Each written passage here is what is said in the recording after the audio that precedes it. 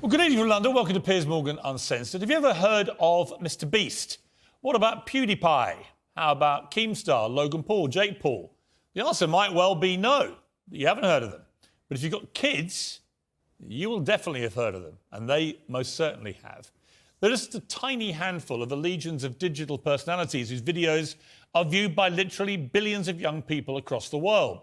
Their endorsements are worth millions in sales. Their opinions can instantly reshape conversations in schools, universities, and across social media. They're more influence than most musicians, soap stars, sports stars, columnists, lawmakers.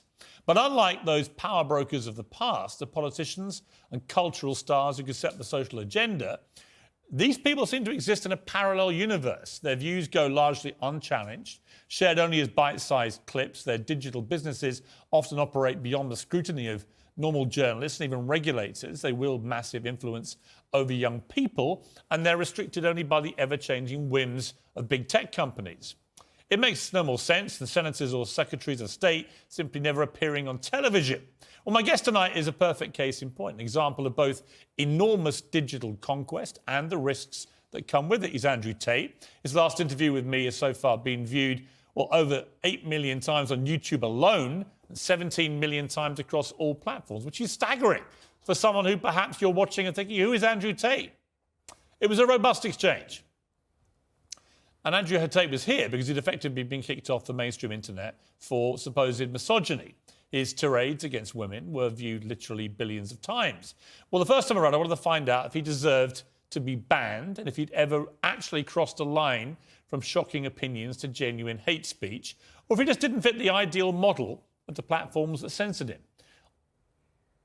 Let's go through some. Sure. Right? Do you think women are the property of men? No. The point I was making... Why have you said they are? Because I made a religious point. Authority implies that you have the ability to control someone. No, authority implies that I have the moral right to sit and say that that's an irresponsible thing to do and I'm responsible for That's not what authority means. I don't want to interrupt you. I just want to point out that's not what authority means. If someone gives... a person can give voluntary authority is not authority. No, but that's the point. It's not.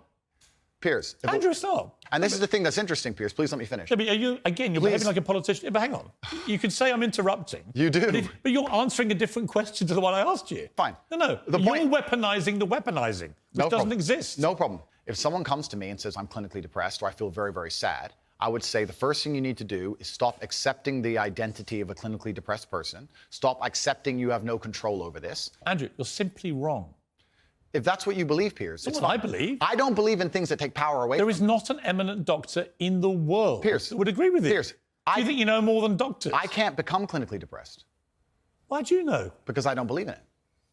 It's a lively stuff. I also wasn't sure if I should be interviewing him at all. If he was so unpleasant, as so many people said, well, why extend his profile and give him a platform? But the fact is that ship had already sailed. Every teenager in the country knows Andrew Tate. It's just a lot of the parents who don't. And since that interview, Andrew has been returned to Twitter. Its new owner, Elon Musk, is determined to protect free speech online.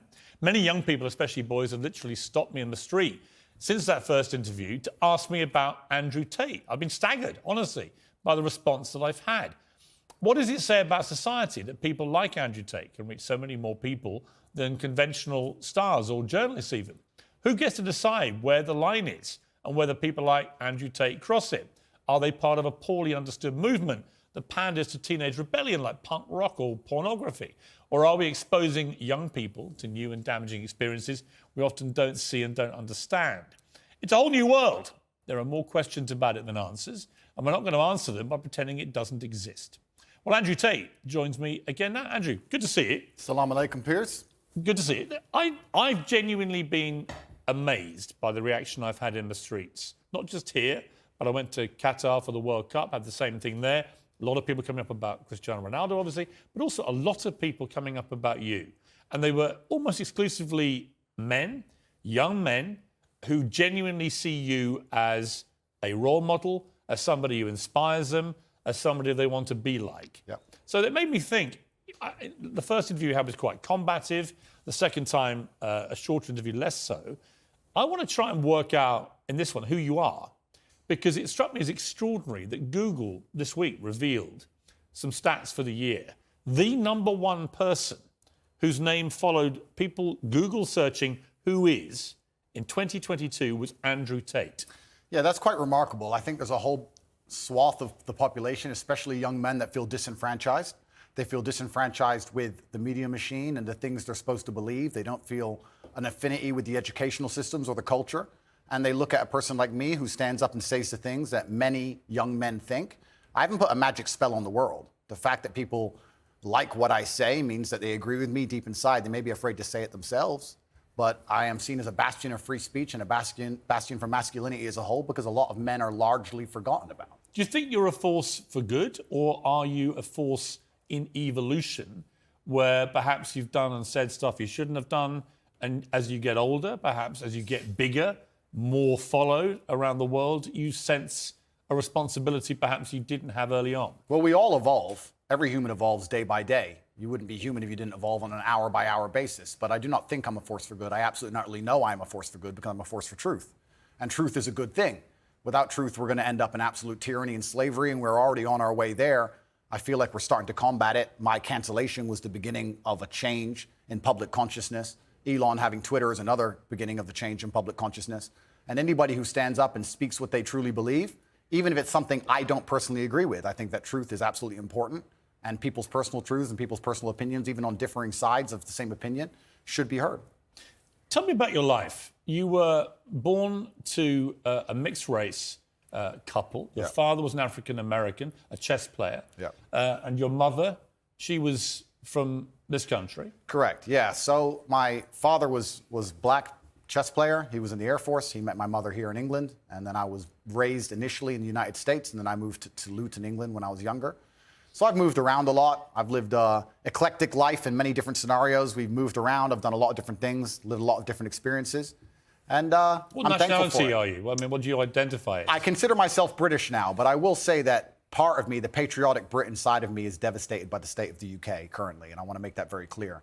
The patriotic Brit in me truly loves this country, and seeing what's happening to it, especially to our major cities, is almost heartbreaking to watch in real time. In what way? It's falling apart. This is a failed society. By every metric you can possibly measure, it is absolutely and utterly failing. The cost of living crisis, the crime rates, everything is falling apart. If you compare it to a country like the United Arab Emirates, you compare it to a city like Dubai, London, which should be the greatest city on earth, is failing in absolutely every metric because our leadership is a joke. If you look at Dubai and the UAE, the leadership there is so flawless, so genuinely genius. They saw ahead and have built almost a utopia. And then you look at London, you can't even walk around with a watch on. It's disgusting. You know, it's very interesting. I was in Qatar for the World Cup. Obviously, a lot of people in England taking a very censorious moral view about the World Cup being in the Middle East at all because of their laws against homosexuality, because of their treatment of migrant workers.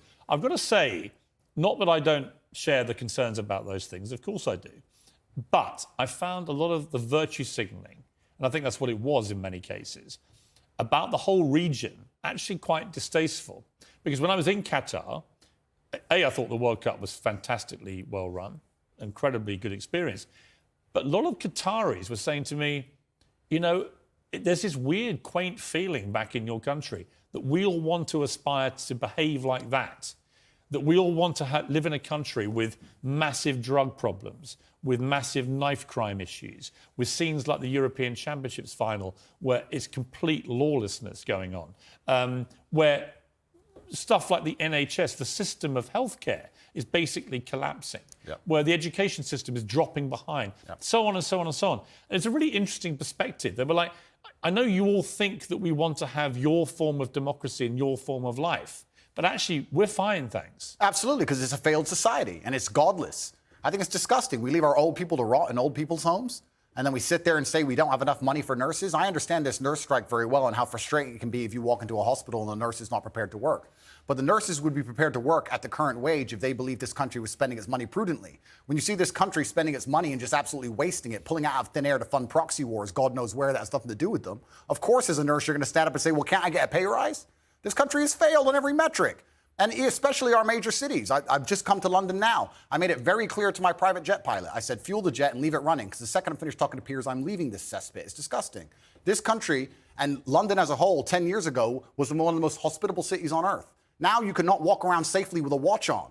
And you're a full-grown man. You're a full-grown adult. When's the last time there's been a serious problem in your life that you completely ignored and it fixed itself? Never, ever. What are any of our politicians doing to fix any of the problems we're Well, I genuinely saw facing? today that Sadiq Khan is planning to run again for the third term of office as mayor. All I can say is everyone I know who's had any experience of crime at any level in London in the last few years has had a bad experience of it, of the way it's been handled. You know, I mean, I can give an example. I can reveal this now. I've talked for 18 months. I got a specific death threat on one of my son's Instagram pages in public, a public comment. And it was very specific about what this person was going to do. Yeah. I couldn't use the police to evade him. We know where you live. We're going to come and kill you. And then a second one threatening my son and his mother, my ex-wife. I called in the police. I thought, I'm not having them putting death threats on my son's life. Sure. I called the police. Police investigated this. They arrested somebody over a year ago.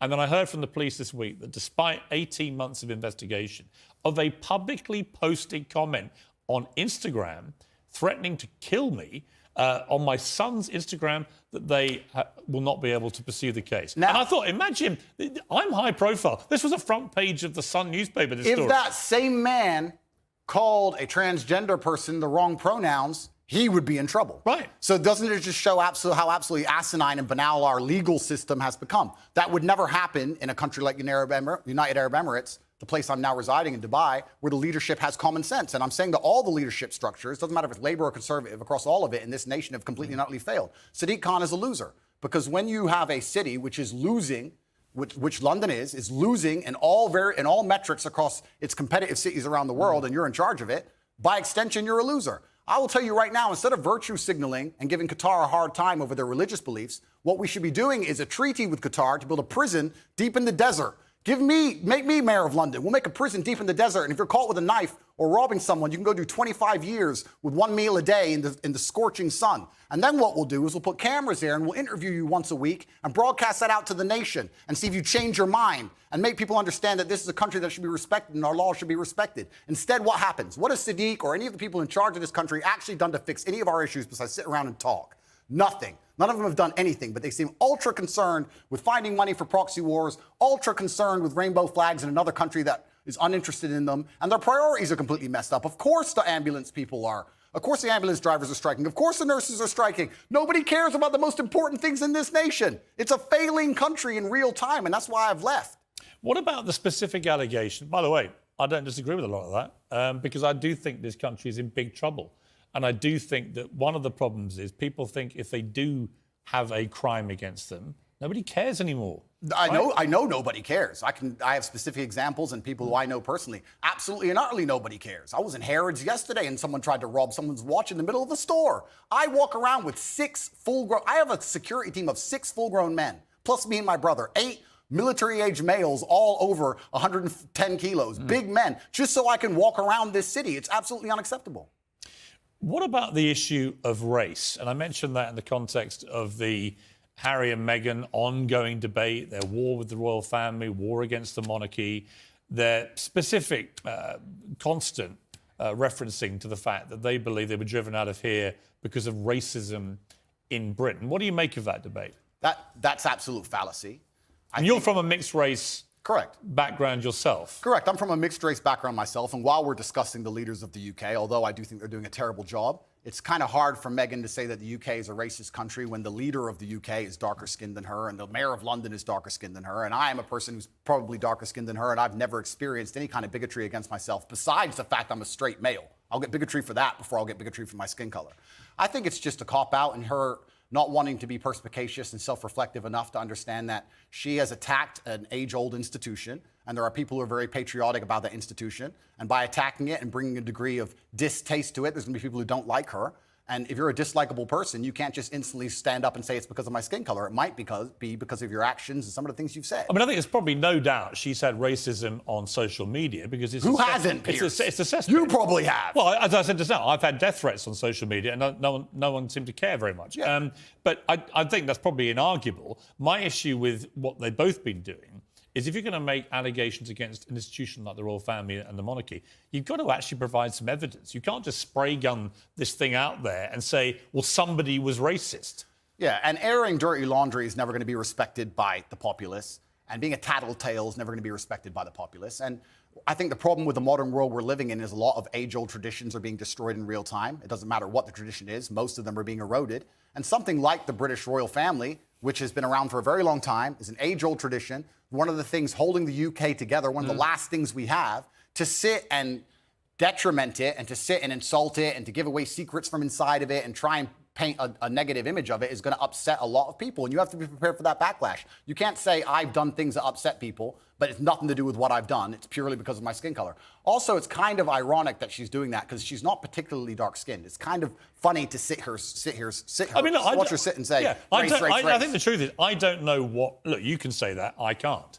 The reality of it is, I just don't know what the specifics of the racism she says she's had because we've not seen any evidence. The universe is a funny place, Piers. If you're looking for something, you're going to find it, right? When I got canceled, when they attacked me unfairly, lied about me across the entire mainstream media, deleted me from social media so I couldn't defend myself, and lied about me repeatedly, I could have stood up and said, it's because I'm brown. I didn't do that. I sat and said, okay, there's people who misunderstand my message. My message is a positive one. People misunderstand me. Let me self-reflect and understand that, yes, perhaps this said a long time ago was said in the wrong way. Perhaps this was misunderstood. Perhaps people don't understand this. I could have just copped out and could have just been refusing to self-reflect on any level and said, it's because I'm brown, that's why they did it.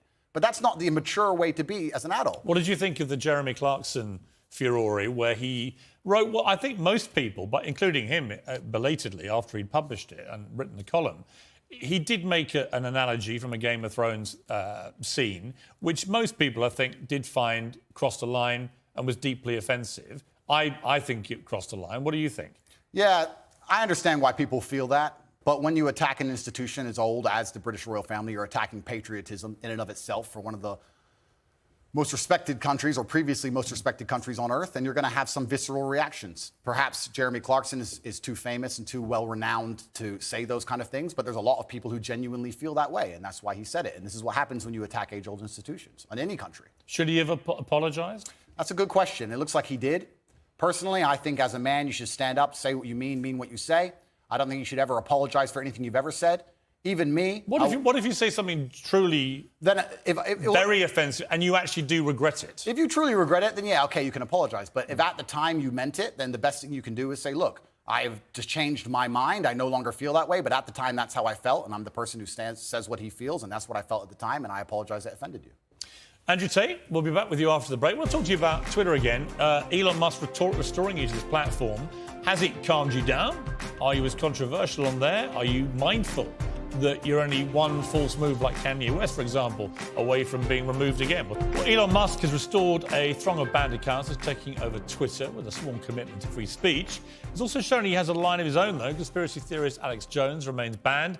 Kanye West was reinstated, then banned again for posting a swastika inside a Star of David. Andrew Tate is back too, for now, anyway. He was first removed in 2017 for saying women should bear some responsibility as victims of rape, and he hasn't exactly been shy since his reprieve. Let's take a look.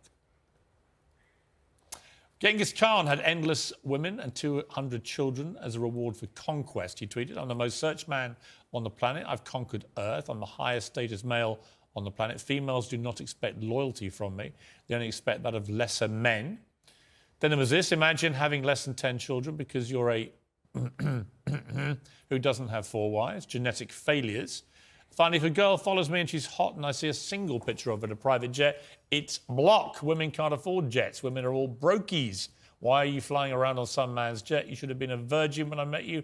Haram. All right, Andrew Tate. Now, you're getting very near the knuckle with some of those tweets. Am I? Will you tell me? I don't think so. I think people can understand they're semi-satirical. I think people can understand. Do you mean them as jokes or do you mean them? It's not that I don't mean them as jokes. I mean, they're a overall public commentary and observation. I do mean what I say. If I were to see a girl on a private plane on Instagram, for example, I would assume that a man put her on that private plane. I would not assume she bought it herself. What if it was... Perhaps that makes me misogynistic. What if it was Ariana Grande or Beyonce? Well, that's slightly different, isn't it? Why? Because they're famous and very They're rich. women. Yeah, of course, and they're famous and very rich. But So if there are lots of women you wouldn't think that if you actually saw them on a private plane. If I saw a 19-year-old girl from Moldova where the average wage is $200 a month and she was on a private jet, I would assume that with the balance of probabilities, considering I'm an adult, it's very likely because of her beauty, a man has put her on that private plane. Yes, if that makes me misogynistic instead of just perspicacious enough to understand how the world works, so be it. I'm a realist. Should you be such a generalist about these things? Well, you have to be a generalist when you're looking for in the balance of probabilities and trying to find balance in the world. You have to be a generalist. In general, if I stroke a lion, it's going to bite my hand. In general, there might be a nice one, but I don't want to find out. So that's how the world works. You've praised the Taliban in the past. Would you do so again tonight? The world is not black and white. The world is gray. It's very difficult to sit and make black and white assumptions about anything, to sit and say that the Taliban are completely and utterly evil and we're completely and utterly good, as you just discussed with the moral high ground. I believe that the Taliban bring law and order. It may not be the law and order we like, but it's a form of law and order, and humans usually gravitate What about towards... their treatment of women? I mean, only tonight they have banned any women from going to university. Fantastic. Let's get the feminists to go and teach them a lesson.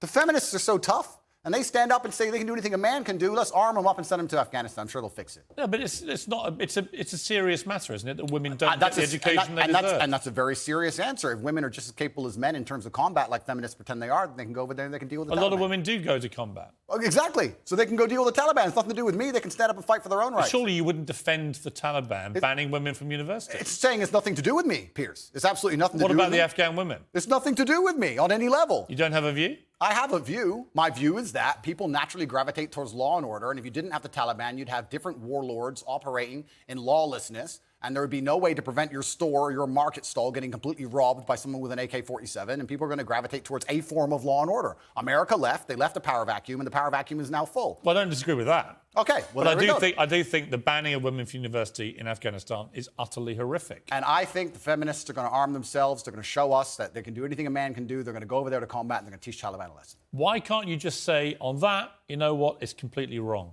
Because it's not my point. I don't understand. But it makes me think, it'll make your critics think that you don't think it's wrong. They could ban all men. They could ban all short people. But they're not. They're only banning women. Correct. They could ban all short people. They could ban all people with long hair. None of it's anything to do with me. So they can do whatever they want. I'm not going to go to war with the Taliban. But you've just literally spent an impassioned first segment comparing the way, for example, Dubai handles law and order to this country. Correct. So you do express views about different laws. Absolutely. Both places. So when I put to you a law that basically bans women from being educated, it's not. Why is it a problem for you to say, you know what, it's wrong? They're both places I've resided in, Dubai and London, so I have personal experience. I can give my personal opinion, but like I said, it has absolutely nothing to do with me with what the Taliban decide to do inside of Afghanistan. And if they decide that's the most prudent way to run their society, then we have two choices. We can either go over there and start another war that we shouldn't be involved in and waste a bunch of life, or we can sit and say it's up to them. They should govern themselves. They're people. We're no better than them. And they've decided to live their lives a particular way, and that's how they're going to live it. Like I said, if feminists are very upset and they're very disgusted by the fact that in Afghanistan, women cannot go to school, I've been told repeatedly by feminists that they're just as capable as men in all realms, and I expect them to arm themselves and fly over to Afghanistan and fix it. Like a lot of women have done in combat. Good. Congratulations. Go fight. Well, this is the thing that's very interesting, because when you talk about ideas, it's not even just about Afghanistan and feminism. When you talk about ideas, they must all be defended at some point. There has to come down to violence. The world is backed by violence. Nobody wants to talk about this. It doesn't matter what it is. If you have a disagreement between two parties, eventually, if the disagreement continues, it ends up in violence. Feminism is defended by men. Men stand up and defend feminism, not feminists themselves, because they're incapable of violence. And we're in a situation now where you're saying that we should send men to go and fight for feminism. Why? It's not a man's problem. No, I think I'm saying feminists believe. I think men can be feminists too, because if feminism believes in equality for women, I'll sign up to it. I don't agree with radical feminists who hate men. Right? To me, the radical anything to me is a bad thing. Yeah, and I think most feminism in the West currently is radical. Well, some of it is, no question. Absolutely, but this is my point. My point is that the Taliban are going to do whatever the Taliban decide to do. If I'm going to fly over to another country, I will respect their laws and customs. It's not my job to come along and tell other people how to live. I don't believe I have a moral high ground in that degree. And if people are genuinely upset and disgusted by it, the bottom line in most disagreements on the earth is violence. People who feel like they should go and fix it, then fix it with violence, then it can be the feminists who feel so outraged by it. But it's funny, they don't comment on these subjects, feminists. They seem to instead attack the Western male for some reason. You deleted a video in which you praised ISIS. Why? I don't know which video you're talking about in particular. It might have been a video from a long time ago. But in general, I understand that, like I said, the world is not black and white. The world is gray areas, and Western imperialism as a whole has been causing more problems than it's ever fixed, and it's disgusting. And I don't know the exact video you're referencing, but sometimes when an underdog destroys a Western imperialist, I have a degree of, I wouldn't say satisfaction, but Satisfaction? No, but there's certainly a degree of, the way ISIS I don't know the particular. conducted themselves. I don't know about the particular video we're talking Well, about. ISIS were one of the most deadly terror groups in the world. Absolutely. They committed a series of appalling atrocities, Sure. killing innocent people left, right, and Completely. centre. Yeah. How could you possibly have satisfaction? Well, if it's the video I'm recollecting, if it's the video we're talking about, it's about the fact that I believe ISIS was funded by the West and created by the West in the first place. And it wasn't a degree of satisfaction like I'm happy ISIS exists. It was a commentary on the world. Well, and here's the what you fact- said. ISIS are the real Muslims because ISIS do exactly what the book says. Kill everyone who's not a Muslim and chop people's heads off and set them on fire and be raging lunatics. But all the other Muslims go, they're not real Muslims because I read the book, and ignore those parts. Well, then you're not an effing Muslim because you're ignoring the effing book. That's an interesting point you've just raised, because I am now Islamic. And it's funny because I used to be an atheist, and when you're an atheist, you believe that religion causes more problems than it fixes, and then you come to a realization and you start to learn the truth of yourself and the truth of God, and you realize that religion is actually the cure for most of the problems in the world, and godlessness is the problem in the world. So that is something I will apologize for and admit I was wrong about, because I was atheistic, and now as a Muslim I understand that's absolutely not the case. If that's the particular video you're talking about, then there's... Well, that's really interesting. So you regret saying that? Yeah, because you learn and you grow and you evolve, as I said. At the time, I believed it because I didn't believe in God at the time. It was a very long time ago. It's actually kind of a testament to you, Piers. You managed to find the oldest possible videos of me that have ever existed.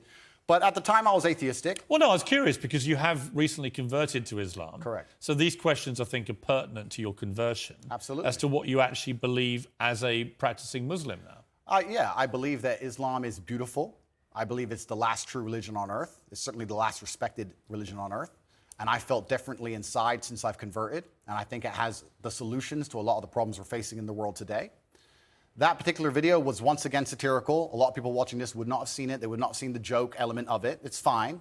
But It's not funny, though, is no, it? well, you know, it's like most of the time, as we discussed in our first interview with me, things are taken out of context, short form, et cetera, et cetera. But all in all, you could say the same things about Christians. If you were to read the Old Testament and say, stick to the Old Testament, you'd kill anyone who works on a Sunday. So it's not applicable to You read the wouldn't books and apply them. countenance violence. Say again? You don't countenance violence. I absolutely do not countenance violence. When I was talking about violence being the bottom line decider between disagreeing points of view, it's not I'm calling for violence. I'm just making a commentary on how the world genuinely functions. But when you use a word like satisfaction, you understand that people will watch that and think, how can you possibly find any form of terrorism satisfying? I don't find any form of terrorism satisfying. I don't find Western terrorism satisfying either. I don't think it's satisfying that we managed to find $500,000 per bomb to drop on some farmer who makes $4 a day under the name of freedom. Well, nor do I.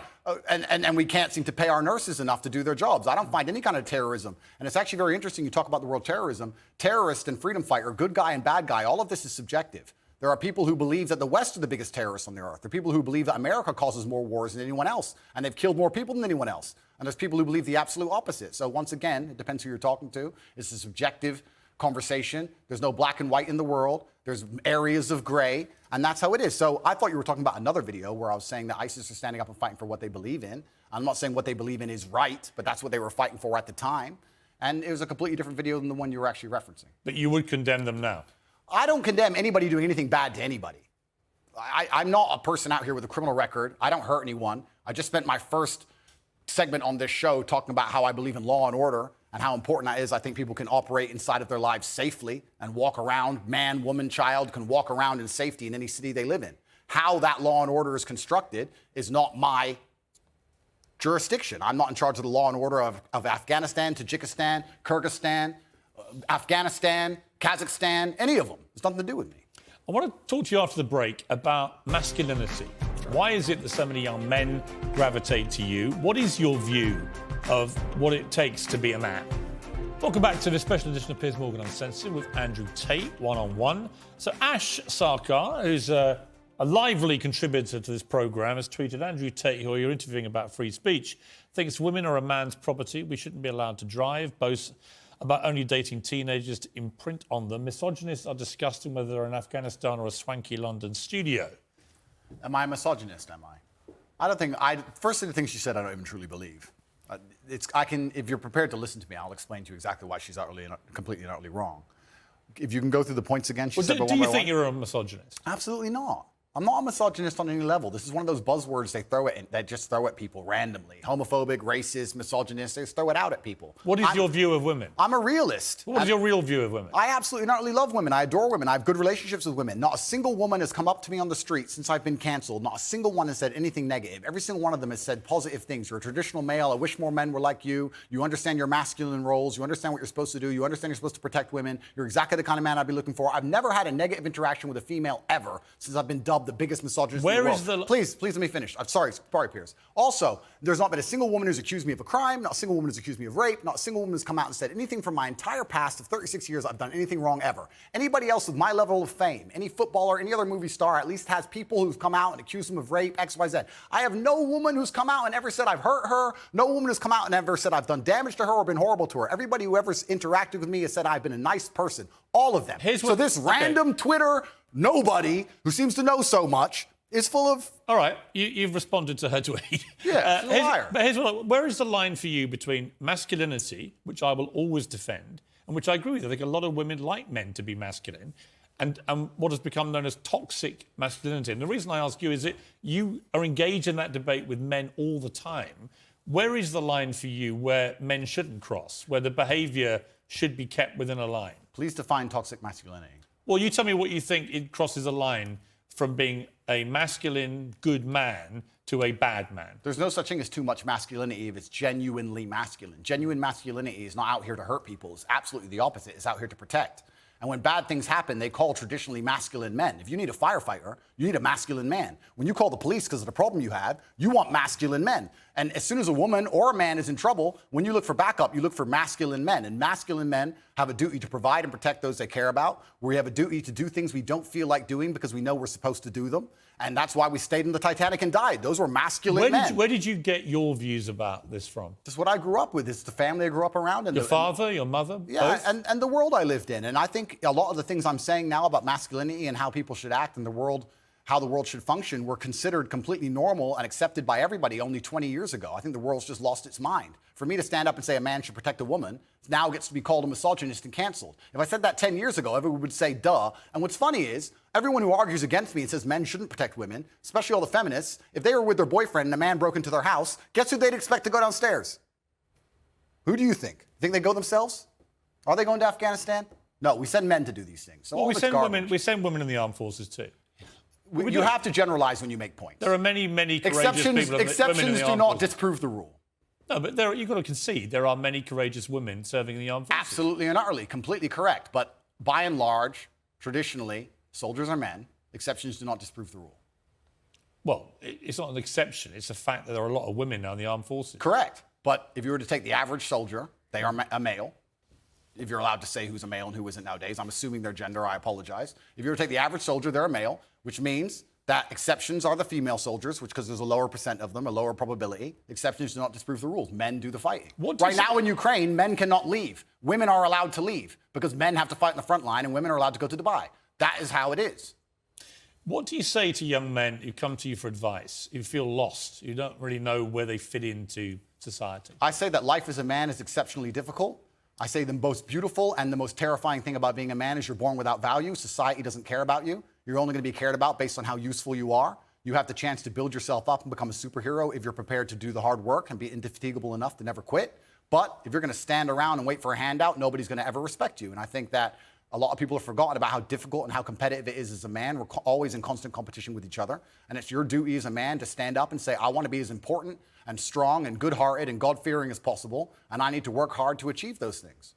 Dame Sheila Hancock says we've become too over-emotional as a society, crying too much about everything. Has she got a point? She's completely right. And the dangerous thing about overly emotional men is that they're dangerous. They're genuinely dangerous. This is what's crazy. All these people who talk about toxic masculinity and how bad it is for men to be traditionally masculine. A traditionally masculine man does things he doesn't feel like doing because it is his duty to do them. He charges into the building because it is his duty. Not because he feels like it, because it is his duty. We're now teaching the new generation of men that they don't have duty and they can just act on their feelings and act how they feel, and they don't have to act as a man should. Do you know what happens when you get men who just act how they feel? You get school shooters, you get violence, you get rapists. Men who do not control their emotions are dangerous. If you find a man who is stoic, he's not going to hurt people. He's going to sit and think about his actions very carefully, and he's going to be a good man who protects and provides for his family. You find a man who just acts out on impulse and does whatever he feels like, you're going to find a dangerous man. Sitting here telling men to cry more and act with their feelings and it's okay to feel this way, that way, etc., and have no self-control. That is why we have the problems we have in the world. Absolutely and utterly wrong. So when they talk about toxic masculinity, they have it completely inversed on its head, completely and utterly wrong. We need to be teaching stoicism. We need to be teaching young men to understand that the world is very, very difficult. It's hard to be a man. You're going to feel bad sometimes. You just suck it up and perform anyway. Not to sit there and cry your eyes out or blame other people. Tough or being a woman, out. too, in modern society. It's certainly tough being a woman, but I'm not a woman, so why would I speak on issues I do not understand? I'm a man. You can feel an empathy for women. I feel empathy, certainly, but I do not understand their issues. See, a lot of men come up to me and they admire you. I've got to say, a lot of women I've spoken to don't admire. They think you represent misogyny. They think when they hear you not commit to saying the Taliban shouldn't be banning women from university education, well, why can't he just say that's wrong? Well, firstly, that's not my experience. I experience the absolute and utter opposite of that.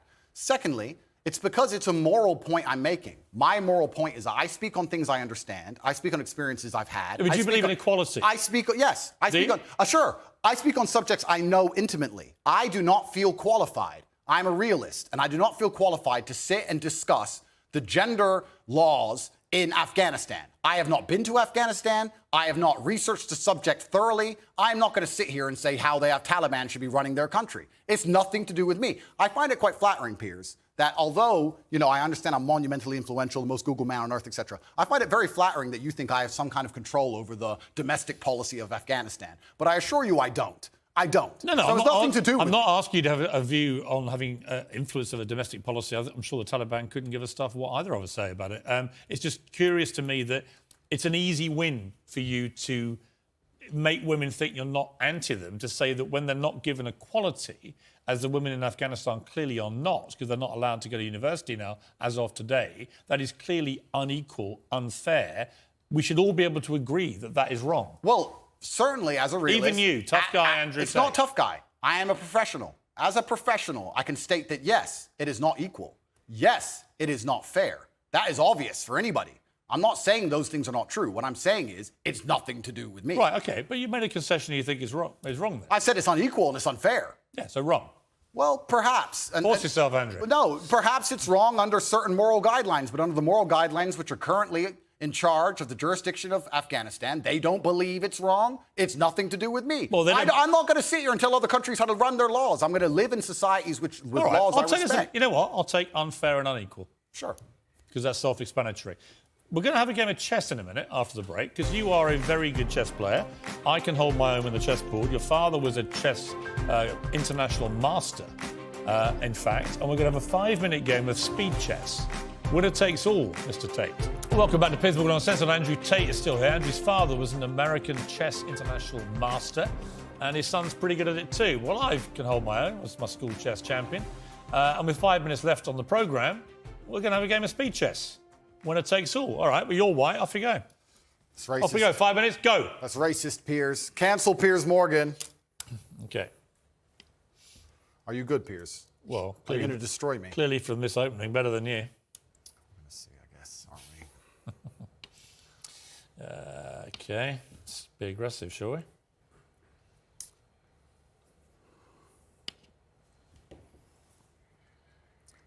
School chess champion, eh? Mm-hmm.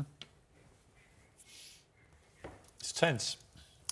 Certainly. Lennox Lewis was better than you when I played him. Was he? Well, he beat me 39 times out of 40. Check. Yeah, he is pretty good at the game, I heard. Mm-hmm.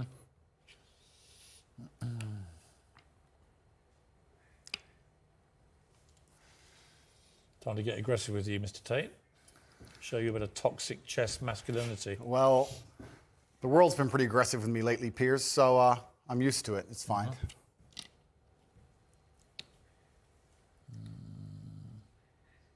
Okay. Oops, apologize. How long we got? Why do you think the queen? 3:45. Why do you think the queen gets to jump across the board and the king doesn't? Because it's sexist.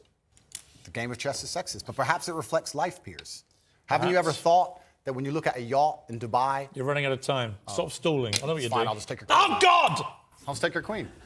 Damn it. I was trying to give you a little speech there. You didn't want to listen to it. No, I was I trying to didn't. tell you when you see a yacht in Dubai, the girl just gets an Instagram invite, gets to jump right on board. She So gets listen- to run across the board and do whatever she wants, but the man has to get there a square at a time. The man had to buy that yacht. That's the difference between being a man and being a woman. That's why the queen gets You to know move how what? she does. A chivalrous man just always lets ladies go first. Life and chess That's why I reflect. let you go first. Life and chess reflect, Piers.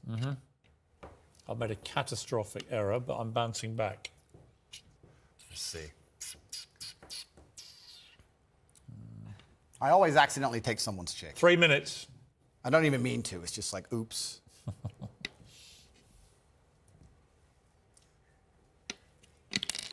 You need to stop knocking my pieces over like some.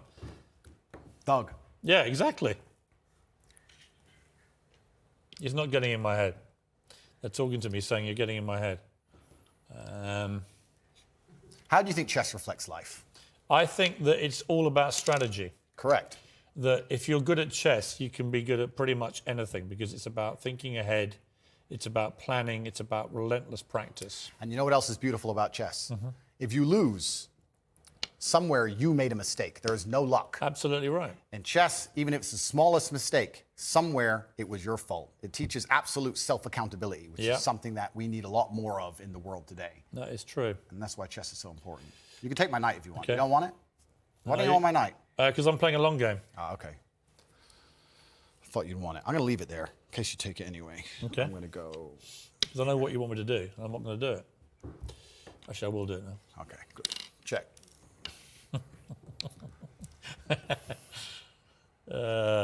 Check. Check. Check. How long? I need to buy some time here. I need to buy some time. This is really playing well on radio, by the way. I'll have that. Thank you. Damn it!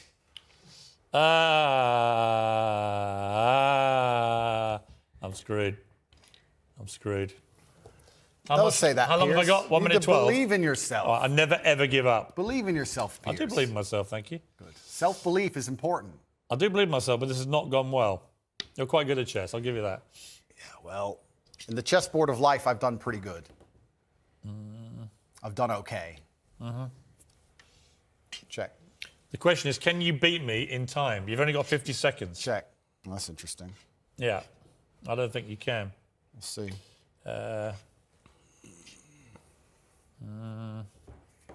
Mate in 2, Piers. Yeah, you can have that. Doesn't matter. It's mate in 2. Check. Mate. Good.